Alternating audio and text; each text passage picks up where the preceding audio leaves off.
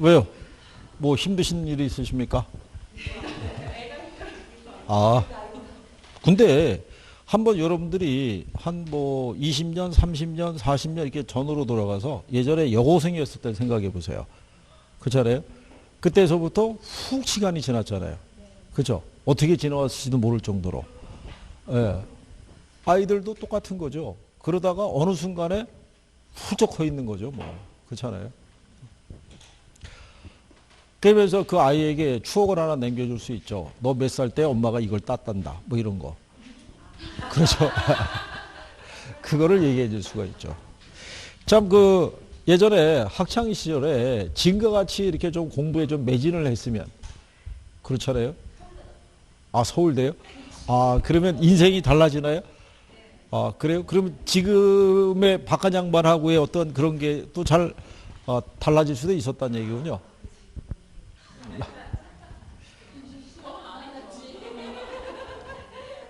아, 더 길게 얘기하면 부정적인 여론이 나올 수 있으니까 거기까지만 하고.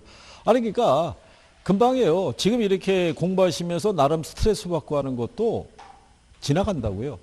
곧 10월 달이 오고 그죠? 결과 나오고 다 끝나는 거죠. 그렇죠?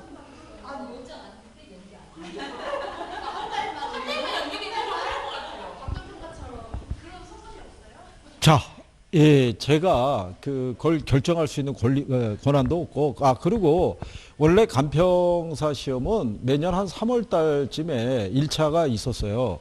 3월 달, 4월 달에 1차가 있었는데, 그때는 코로나가 한참 기승을 부릴 때였기 때문에 모든 시험들이 다 뒤로 연기가 됐기 때문에 한 부분이고, 지금은 어떻게 보면 생활 속의 방역이잖아요. 그러니까 지금 웬만한 시험들 다 시행하잖아요.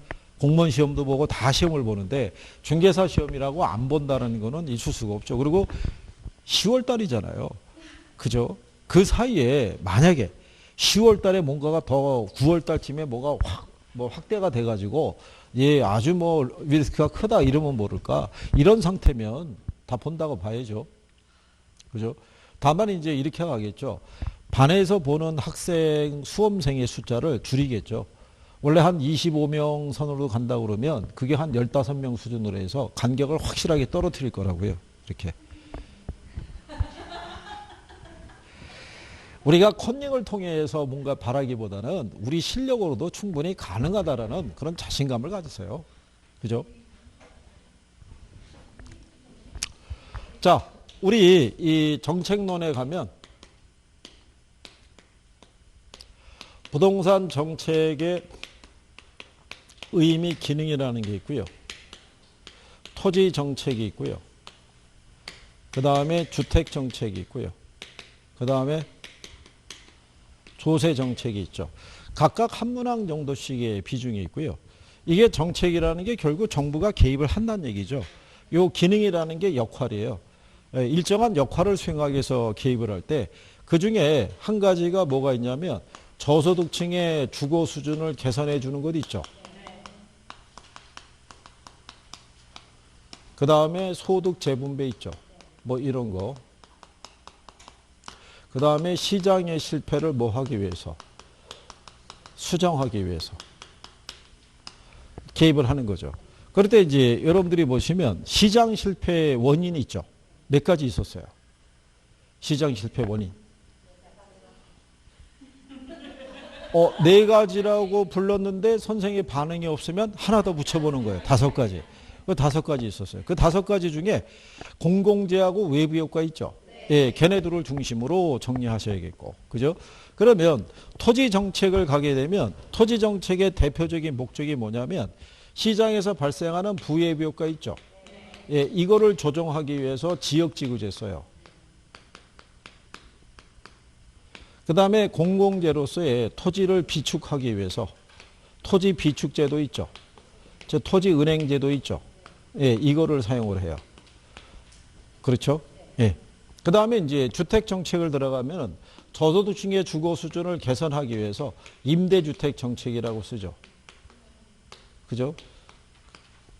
그 다음에 이제 무주택 서민의 주거 안정을 유도하기 위해서 분양주택이 있죠.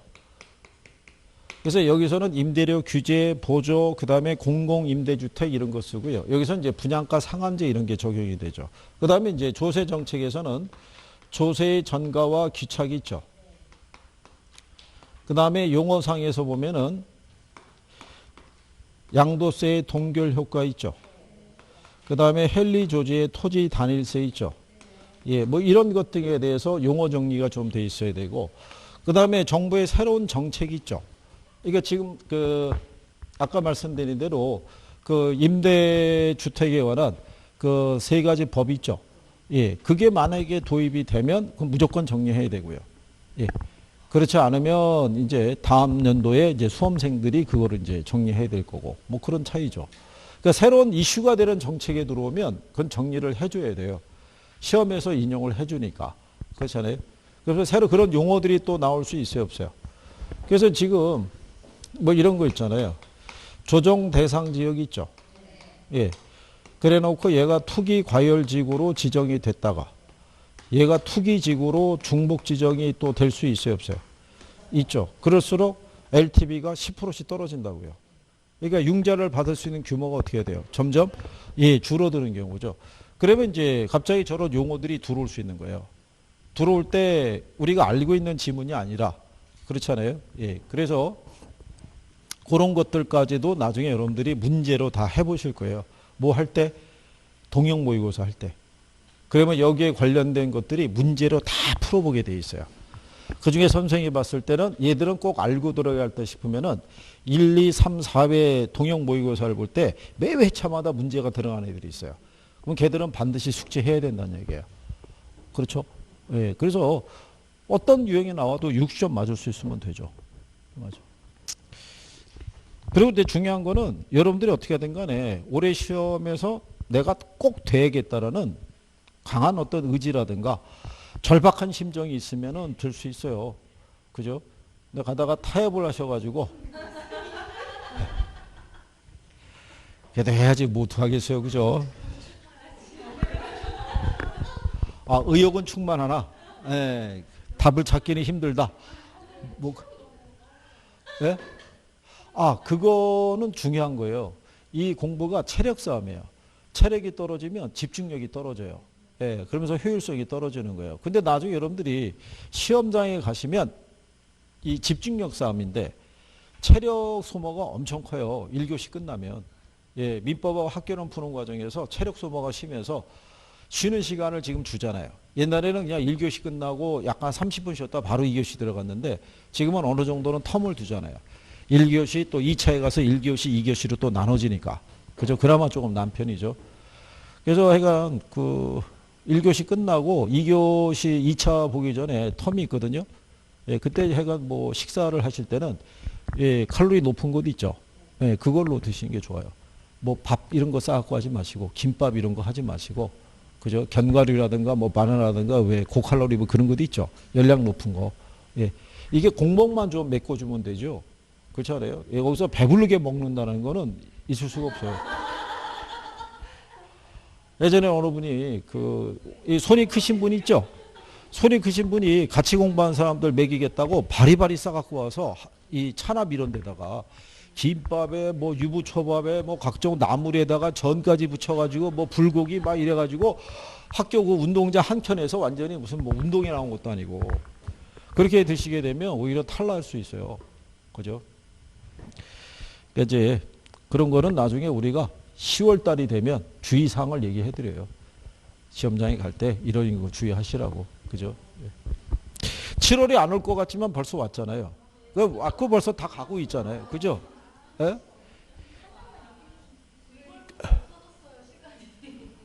아니 왜 자꾸 연기를 얘기를 하세요? 연기 안 된다니까요. 글쎄. 그냥 냅두세요. 자, 우리 여기 또 계신 분들은 어찌됐든 화제를 끓이지 않게 얘기해가지고 계속 넘기는 구조가 있어요. 그죠? 예, 그러니까 1번을 보시면 112페이지에 그죠? 자, 정부의 부동산 시장 개입에 대한 설명 중에서 틀린 걸 물어봤죠. 정부는 효율성 또는 형평성 등의 사회적 목표를 달성하기 위해서 시장에 개입할 수 있다는 얘기죠. 특히 이런 소득 재분배 문제 있죠. 예, 이거는 정부가 개입하지 않고서는 해결이 안 돼요. 부의 대물림이 있잖아요.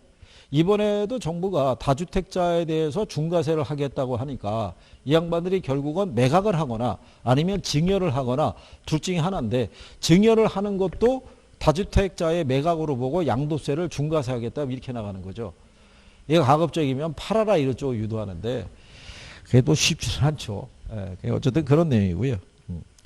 그 다음에 이제 4번에 가게 되면요. 개발부담금이나 기준금리의 조정이 있죠. 예, 이거는 정부의 간접 개입 방법에 해당이 되죠. 그리고 공영개발 토지비축제도 공공임대주택 있죠. 정부의 무슨 개입? 예, 직접 개입에 해당이 된다. 그러니까 정부는 시장이 개입해서 일정한 목적을 달성하기 위해서 개입할 때 직접 개입할 수도 있고 무슨 개입할 수도 있다. 예, 간접 개입할 수도 있다라고 이렇게 보시면 되겠죠. 자, 그래서 이제 1번은 3번이고요. 2번에 가게 되면, 자, 적절하지 않은 걸 물어봤을 때, 1번에 보면 사적 편익보다 사회적 편익이 클 때 있죠. 정부의 개입이 필요해요? 안 필요해요? 필요하겠죠. 아니, 2번이 답이 1번이 아니잖아요. 그렇잖아요. 맞는 질문이잖아요. 자, 여러분들이 생각해 보세요. 자, 정의 외부 효과 있죠. 정의 외부 효과 보면 사적 비용하고 사회적 비용을 보면은 무슨 비용이 커요? 이게 커요. 그러면 사적인 편익하고요. 사회적 편익이 있죠. 이걸 비교하면은 이게 크다고요. 이렇게 되더라도 얘는 시장에서 과소 생산과 과소 소비의 문제가 있다고요. 그렇죠? 그러니까 누가 개입을 해서, 정부가 개입을 해서 이것이 균형을 이룰 수 있도록 해줘야 된다고요. 무슨 말인지 아시겠나요? 그래서 이런 정의예비효과 유발할 때는 뭐를 지급해야 된다고 그래요? 왜 우리가 저기 지방에 내려가면은 왜 고택이라고 그러죠? 옛날 한옥집 99칸짜리 그차례. 그러면 그 오래된 한옥이 있을 때 그런 한옥은 조상들이 어떻게 살았느냐를 생활 공간을 엿볼 수 있는 거니까 지금 후손들의 입장에서 한번 견학을 하기에 참 좋은 장소란 말이죠. 근데 문제는 이 관리를 후손들에게만 맡기게 되면은 그 넓은 공간을 매일 가서 쓸고 닦고 이거 하기가 어렵잖아요. 거기다가 그냥 문 닫아놓고 있으면 되는데 또 개방도 해줘야 된다 그러면 그냥 보고 가는 게 아니라 뭐 쓰레기나 뭐 이런 것이 발견이 되고 어디가 망가지거나 하게 되면 그 사람들 입장에서는 번거롭잖아요. 그러면 개방 안 할 수도 있어요, 없어요? 있죠. 그러니까 정부가 뭐를 주는 거예요? 보조금을 줘서 관리인을 둬서 관리하게끔 해줘야 저게 유지가 될 수 있다 이런 얘기예요. 무슨 말인지 아시겠나요? 그래서 정부는 개입을 해야 되더라 이런 얘기죠. 그 다음에 이 3번 지문에 보면요. 토지 소유자의 입장에서는 효율적인 토지 이용이라 할지라도 주변 토지 이용과의 공간적 부조화가 생길 수 있기 때문에 정부의 개입이 필요하다는 거예요. 내 땅이잖아요. 그죠? 그래서 여기다가 뭐를 지었다는 거예요. 나이트클럽. 근데 주변이 주거지고 학교고 이렇게 돼 있으면은 이건 개인의 입장에서는 돈을 많이 벌 수 있을지 몰라도 주변 공간과의 부조화가 발생할 수 있어요, 없어요? 네, 그럴 수 있는 거예요. 제가 예전에 한번 말씀을 드렸었죠. 저기 경기도 그 신도 쪽에 가게 되면 뭐 이렇게 돼 있을 때 이게 로타리, 여기가 산부인과 병원, 여기가 아파트 단지. 근데 여기에 나이트클럽이 있었어요. 근데 이게 성업이었어요. 장사 잘 됐어요. 그런데 여기 원래 이렇게 빈 벌판이었어요. 근데 어느 순간에 은빛 건물이 들어서기 시작하는 거예요. 막 해갖고. 근데 무슨 용도인지는 전혀 알려지지 않았어요. 근데 나중에 얘가 모습을 드러낸 거예요. 은빛 건물이. 필로티 구조로 쫙 만들어진다. 여기 플랜카드 하나 딱 붙은 거예요. 아니요. 이 도시 주민들의 건강을 위해서 나이트클럽이었어요. 근데 나이트클럽하고 건강하고 무슨 관계가 있는지 모르겠는데 어쨌든 플래카드의 내용이 그랬었어요. 얘가 들어선 거예요. 근데 이게 나이트클럽 지으려면 돈 많이 들어가요. 공간도 커야 되잖아요. 그죠? 예전에 수원 쪽인가는 2,000명이 들어갈 수 있는 공간이 있다고 그랬어요. 그리고 저희가 뭐라고 얘기했냐면 야, 술 취하면은 못 찾아가겠네. 그 전에 그 안에서 술 취하면 자기 자리가 어디 있는지 어떻게 알겠어요. 그죠? 그러니까 이렇게 된 거예요. 한때 나이트 막 클럽 가고 그런 게 학생들 막 좋아 선호하고 그럴 때 했던 거죠. 근데 문제는 여기 아파트 산부인과잖아요. 나이트 클럽이 있으면. 그래서 집단 반발한 거죠. 이거. 그래서 저런 거를 막기 위해서 이제 지역지구제 이런 거 시행하는 거예요. 하기 위해서. 그래서 여기 4번에 보면 지역지구제의 목적은 토지 영유에 수반되는 정해 외부 효과를 제거하거나 감소하는 데 있다고 그러죠. 정해 외부 효과가 아니라 뭐 부의 그렇죠. 외부 효과. 그런 식의 난이도로 나오면 충분히 풀 수 있죠. 예. 그리고 이제 3번에 보시면 다음 중에 우리나라 정부의 부동산 시장에 대한 직접 개입 수단이 모두 몇 개냐를 물어봤어요. 그죠? 예. 공공토지 비축 들어가죠. 예, 공공토지 비축, 그냥 또 토지 비축 제도 이렇게 얘기하기도 하고요. 토지 은행 제도라고도 얘기해요. 그죠? 이 공공토지 비축 제도에 장기적인 그 토지 비축 수립 계획이 있죠. 국장이 10년 단위로 제출을 해요. 올해 제출한 거예요. 그러니까 2010년도에 제출했고요. 2020년도, 2030년 이렇게 10년 단위로 비축 계획을 수립한다고 보시면 되겠고요. 그다음에 거기 들어가 있는 세금이 있죠. 세금은 간접 개입해 보시면 돼요. 그 다음에 토지 수용이 있죠. 그 밑에 공영개발이 있죠. 예, 그 같은 맥락이죠. 예, 이건 직접 개입에 들어가고요. 개발부담금 제도 있죠. 예, 각종 부담금 제도는 간접 개입이에요. 그리고 대부 비율이라든가 총부채 상환 비율이 있죠. 예, 금융적인 규제는 간접 개입. 공공임대주택은 직접 개입. 일단 공 들어가면은 무슨 개입이라고 그랬어요? 직접 개입. 그래서 직접 개입에 들어가는 거 몇 개? 예, 공공토지 비축, 그 다음에 토지 수용, 공영개발, 공공임대주택 이렇게. 요거는 기본적으로 구별이 되셔야 돼요. 그 다음에 이제 뒤로 넘어가시게 되면요. 그 참고로 아까 제가 뭐라고 그랬냐면 정부가 시장에 개입할 때는요. 저소득층의 주거 수준을 개선하는 데 초점이 있다고 그랬죠. 이거를 중산층 이상으로 가면 다 틀리는 거예요.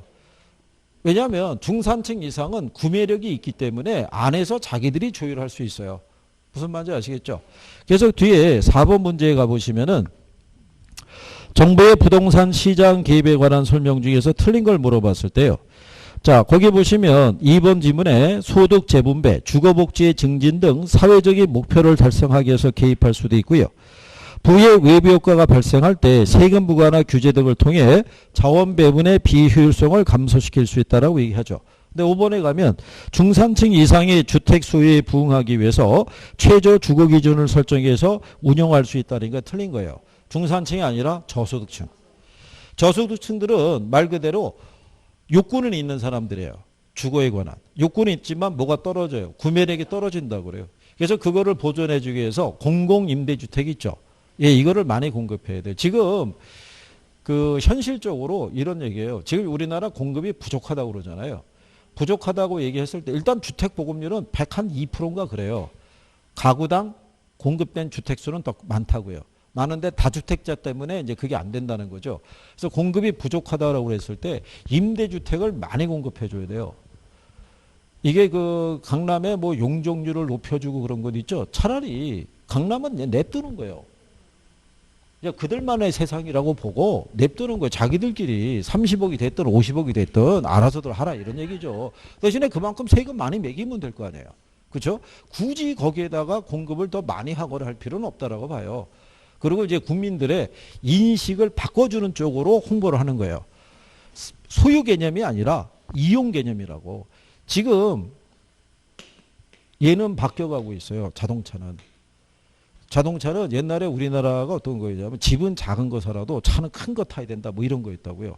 옆집이 차를 바꾸면 나도 바꿔야지 이랬는데 요즘은 리스나 렌탈이 많아지고 있다고요.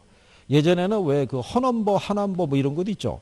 왜 지금 뭐 히읗 들어가는 게 많아졌잖아요. 그만큼 렌탈이 많아진 거예요. 그러니까 지금은 젊은 세대 입장에서는 굳이 차 좋은 거를 내가 타고 다녀야 사람들의 시선을 이런 게 중요한 게 아니라 필수품이라고 보는 거예요.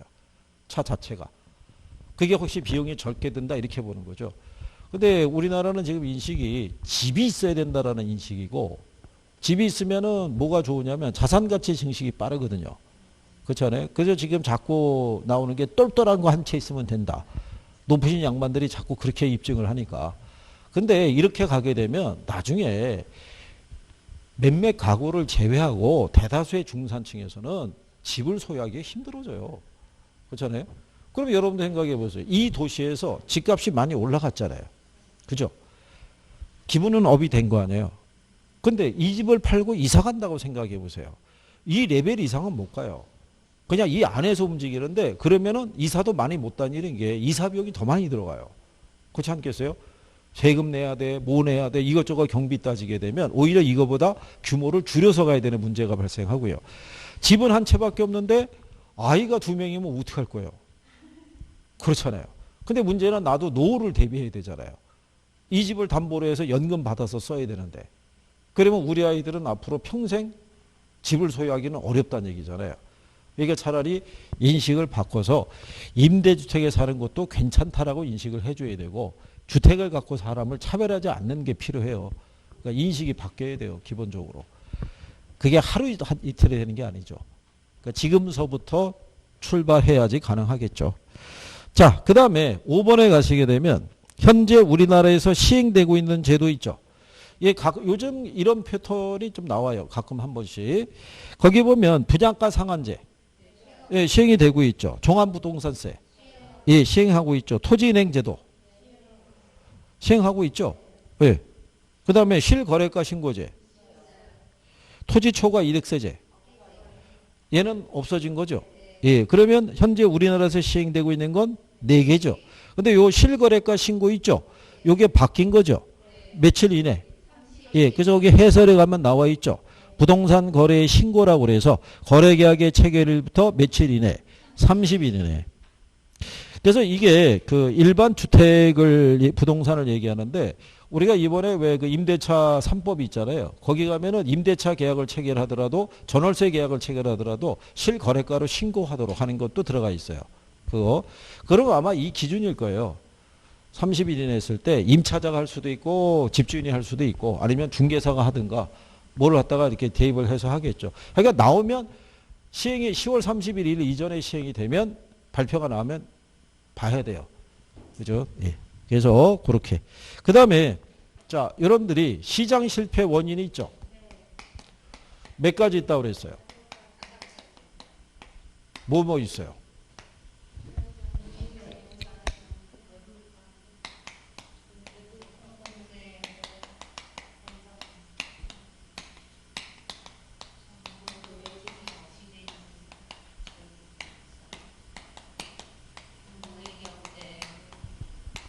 자, 이러면서 매번 이렇게 해드렸다고요. 그렇죠? 그래서 여기 말씀을 드릴 때 얘네까지 나오면 이거는 제목만 나오는 거고 예, 얘네들만 단독으로 따로 나온다고 말씀을 드린 거죠. 그래서 거기 6번 문제가 부동산 시장 실패의 원인과 관련이 없는 거 물어봤죠. 그래서 거기 보면 공급 독점이라든가 이 불안전 경쟁이라는 게 독점 등의 문제예요. 그 다음에 무임 승차자 문제 있죠. 그게 공공재에서 유발이 되죠. 그죠? 예. 그 다음에 공공재 있죠. 정보의 비대칭성이라고 있죠. 정보의 비대칭성이라는 게 뭐예요? 정보의 비대칭성. 이게 정보가 부족하다는 거예요. 정보의 비대칭성이라는 게. 그러면 자원 배분이 효율적이지 못해요. 예를 들어서 여러분이 만약에 부동산 매도자고요. 제가 만약에 매수자라고 생각해 보세요. 이게 거래 가격이 책정이 돼야 되는데 이 물건의 거래 가격에 관한 정보가 알려져 있질 않아요. 그러면 얼마에 책정을 해야 되고 얼마를 주고 사야 될지를 모르잖아요. 기준이 없으니까. 그러면 시장에서의 거래가 위축이 될 수밖에 없죠. 그러면 자원 배분이 왜곡이 될 거 아니에요. 그래서 정부는 1년에 한 번씩 가격 공시를 통해서 토지 가격과 주택 가격을 공시를 해주는 거예요. 거래할 때 참고해라 이런 얘기죠. 근데 이제 거기 보시면은 완전 경쟁이라고 그랬잖아요. 불이 빠졌잖아요. 예, 이렇게 주는 건데 실전에도 이렇게 나왔어요. 그럼 이거는 뭐 틀리기도 쉽지 않잖아요. 그죠? 예, 그런 내용이죠. 그 다음에 이제 그 뒤에 가면은 7번 있죠. 자, 정부가 시행 중인 부동산 정책에 관한 설명으로 틀린 걸 물어봐. 이게 작년에 나온 거예요. 작년에. 자, 거기 보시면 1번에 국장은 도시의 무질서 확산을 방지하고 도시 주민의 자연환경을 보존해서 도시민의 건전한 생활 환경을 확보하기 위해서 뭐를 지정할 수 있다. 네, 이게 이제 그린벨트 지역이잖아요. 그죠? 그러니까 얘는 앞으로 여러분 시험에도 또 쓸 수 있어요. 이번에 이슈가 됐었으니까. 풀어야 되느냐 말아야 되느냐 뭐 이거 갖고 말이 많았잖아요. 그죠? 예. 그 다음에 3번에 보면 정부는 한국토지주택공사를 통해서 토지 비축 업무를 수행할 수 있죠. 예, 그래서 토지은행이라는 계정은 토지주택공사에서만 사용할 수 있도록 해놨어요. 그리고 토지를 경제적 효율적으로 이용하고 공공복리의 증진을 도모하기 위해서 용도 지역제를 실시하고 있고요. 그래서 우리나라는 종별로 다 관리하고 있죠. 그 다음에 5번에 보면 국장은 주택가격의 안정을 위해서 필요한 경우 일정한 지역을 투기 과열지구로 지정할 수 있다는 얘기죠. 또 필요하면 투기지역으로 중복 지정할 수도 있다 없다. 예. 그러니까 얘들도 또 시험 지문으로 또 활용할 가능성이 커요. 이번에 정부가 6.17 대책을 내세우면서 조정 대상 지역으로 지정을 하고 또 필요하면 거기다가 투기 과열지구로 중복 지정하고 막 그랬잖아요. 그러니까 이런 지문들은 계속 활용할 수 있다. 이게 작년 나온 거니까 또 나올 수도 있다는 거죠. 그래서 틀린 건 2번을 준 거예요. 도시계획구역 안의 택지에 한해서 가구별 소유 상환을 초과하는 해당 택지에 대해서는 초과 소유 부담금을 부과한다라고 해놨죠. 예, 이 택지 소유 상한제라고 있었어요.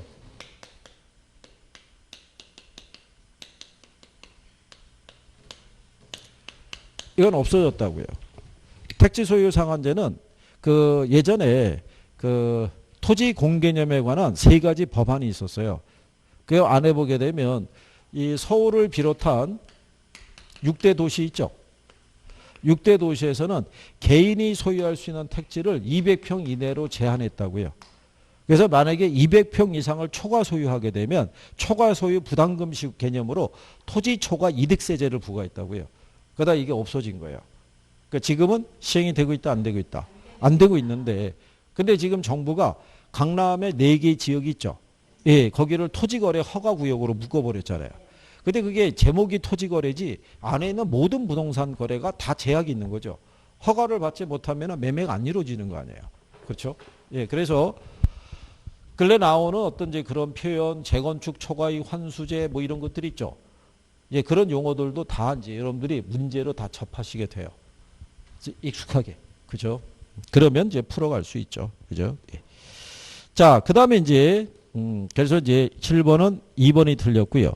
8번에 가게 되면 정부가 시행 중인 부동산 정책에 관한 설명으로 옳은 걸 물어봤죠.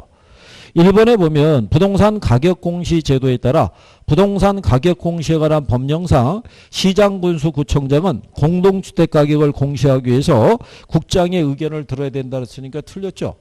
예, 결정 공시 주체 있죠. 우리가 국이라고 했었어요. 기억하나요? 그러니까 우리가 토지 기준했을 때 표준지 공시지가가 있고요. 개별 공시지가가 있고 주택을 하게 되면 단독주택이 있고 그 다음에 공동주택이 있죠. 그래서 단독주택이 표준주택이 있고 무슨 주택? 예, 개별주택이 있을 때 여기서 이렇게 해드렸다고요. 이렇게.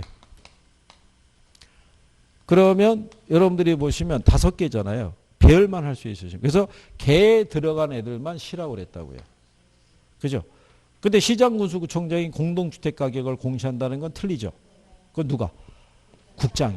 그죠? 이렇게. 그게 시험상에서 그 정책 쪽에서도 문제가 나오는 거니까요. 예, 구별하셔야겠고요. 그 다음에 토지 선매제도 아시죠? 토지를 비축했을 때 이게 국토의 계획 및 이용에 관한 법령상 시장군수구청장이 토지거래계약 허가를 받아 취득한 토지를 그 이용 목적대로 이용하고 있지 않은 토지에 대해서 선매자에게 강제로 수용한다는 게 틀린 거죠. 예, 이걸 협의 매수를 하는데요. 강제로 수용할 수 있는 경우도 있어요, 없어요? 그럴 수도 있어요. 예. 이 지문 안에서 이제 틀렸다는 얘기고요. 그래서 이제 거기 보시면 3번에 부동산 거래신고는 거래신고에 관한 법령에 따라 거래 당사자가 매매계약을 체결한 경우 체결일부터 며칠 이내 30일 이내 걔가 답이 되겠죠. 예, 그래서 이거는 일단 법이 개정이 돼서 2월 21일부터인가 얘가 시행이 됐어요. 그래서 지금은 이렇게 문제를 줘도 무방하죠. 예, 시행이 되고 있는 제도니까. 그리고 5번에 가면 장기 일반 민간 임대주택이 있죠. 일반형 임대사업자가 8년 이상, 예, 4년은 단기 임대주택이에요. 그래서 이번에 그 임대사업자들이 이 기간을 채우지 못하고 매매를 할 때 그동안에 받았던 세제상의 혜택 이거 다 무시되는 거 아니에요. 그렇잖아요.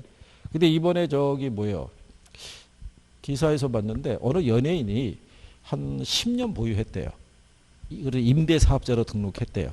그래서 8년 요건을 채운 거예요. 그래서 세제상의 혜택 이걸 다 보고 차익까지 남기고 매각했다라고 나오더라고요. 그게. 그러니까 임대사업자로 등록하게 되면 대신에 연 5% 이상은 못 올려요. 근데 요즘 들어서 무슨 문제가 있냐면 정부가 임대차 그 3법을 도입한다고 그러잖아요. 그럼 그 법에 의하면 임대료 몇 프로 이상 못 올려요. 그러니까는 지금 집주인들이 미리 올리는 거예요. 미리 올릴 때 평균 15% 올린다고 그래요. 15%. 그러면 세입자 입장에서는 조금 버틴겼다가 얘가 딱 시행이 되면 이때 계약하면 5% 이상은 알려줘도 되잖아요. 그러면 집주인은 뭐라고 그러겠어요? 나가라고 그러죠. 나가기 싫으면 내가 법적인 수단을 강구해서라도 내보내겠다 뭐 이런 식으로. 그런데 문제는 또 다 오르고 있을 거 아니에요 또. 그래서 지금 뭐라고 그러냐면 빨리 시행해야 된다 이렇게 얘기하는 거예요.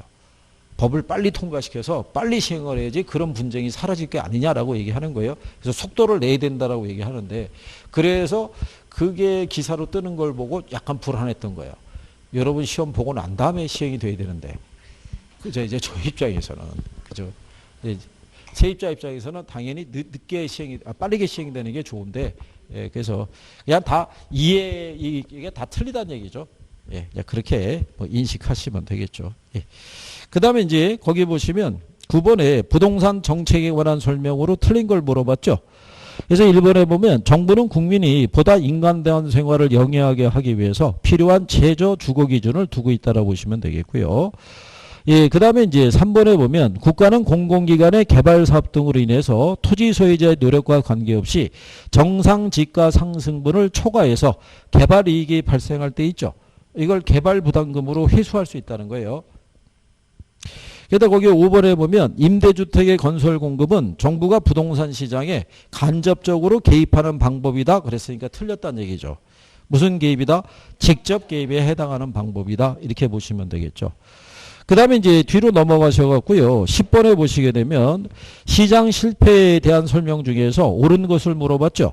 예. 기억을 보게 되면 생산 과정에서 음의 외부 효과가 있는 경우 있죠. 그게 부의 효과 얘기예요. 그게 외부 효과에 대한 거는요.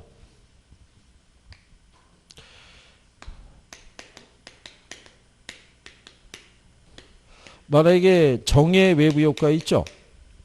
이런 식으로 한다 그러면 이걸 양의 외부 효과라고도 쓸 수 있을 거고요. 그 다음에 외부 경제 있죠. 이렇게도 쓸 수 있고 긍정적 외부 효과 이렇게도 쓸 수 있을 거라고요. 무슨 말인지 아시겠죠? 그러면 부의 외부 효과는 음의 외부 효과, 외부 불경제, 부정적 외부 효과 이렇게도 쓸 수 있어요, 없어요? 우리가 표현이 약하잖아요, 표현이. 그죠? 음의 외부 효과, 외부 뭐요? 불경제, 그 다음에 부정적 외부 효과 이렇게도 쓸 수 있다는 거예요. 그죠? 그러니까 저한테 뭐라고 그러면 안 되고 제가 이렇게 쓰길 리가 있겠나요? 여러분을 위해서 저는 하나만 쓰고 싶죠. 근데 시험에 이렇게 나오면 애가 다른 애인가 싶어서 또 착각하실까 봐 적어놓는 거예요. 그죠? 그래서 기억해 보면 음의 외부 효과가 있을 때 생산을 금지시키는 것이 사회적으로 최적이다 이거죠. 그렇지는 않죠. 모든 공장에서는 오염물질이 배출이 돼야 안 돼요. 근데 그거를 단 1%도 1g도 배출할 수 없도록 규제하는 거는 말도 안 되는 거예요. 그러니까는 허용치를 두는 거죠. 기준을 설정해 주고 이것만 넘어서지 않으면 된다라고 예, 그렇게 해서 규제를 시키는 것이 맞다는 얘기죠. 그리고 생산 과정에서 음의 외부 효과가 있을 때 기업이 외부 비용을 지불하지 않는다면 시장에서는 과잉 생산이 발생해서 사회적 손실이 발생한다. 맞아요, 틀려요? 맞는 내용이죠. 예. 그래서 음의 외부 효과가 있을 때는 무슨 생산에 문제가 있어요? 과대 생산. 정의 외부 효과는 과소 생산에 문제가 있죠. 공공재가 시장의 실패를 가져오는 이유는 소비에 있어서의 배제성 때문이다. 그랬으니까 틀렸다는 얘기죠. 비배제성 때문에. 평균 비용이 체감하는 산업에 있어서는 시장의 자원을 효율적으로 배분하지 못하겠죠. 걔도 시장 실패 원인에 포함이 되죠. 정의 외부성 효과에 의한 과소 생산 문제는 보조금을 통해서 내부화시킬 수 있어요, 없어요? 예부화시킬 수 있죠. 그래서 5개 중에 올바른 건 몇 개? 3개. 예, 그렇게 구별을 하시면 되겠죠. 그래서 이제 여기에 대한 것까지 일단 해보셨어요. 그 공공재에서부터가 시장 실패 원인이에요. 예, 그래서 거기서부터 다음 시간에 정리를 해보시고 다음 주에는 정책이 끝나겠죠. 예, 그리고 투자론의 초의까지 가면서 마무리할 수 있죠. 그죠? 예. 예, 그러시고 그 주택 정책 쪽에 가셔서 132페이지 있죠. 132페이지에 가면 32번 문제 있죠. 예. 요거는 그냥 정답 없음 처리하세요. 예. 예, 조건이 조금 잘못됐어요. 이건 죄송하고. 예, 요거 수정에 대해서는 그 인터넷상에다가도 수정한 거, 이게 여기서는 그냥 정답 없음 처리하면 되고요. 예, 나중에 이제 인터넷상에서 32번이요. 몇 페이지요? 예, 132페이지 32번은 정답이 없다. 이 조건 하에서.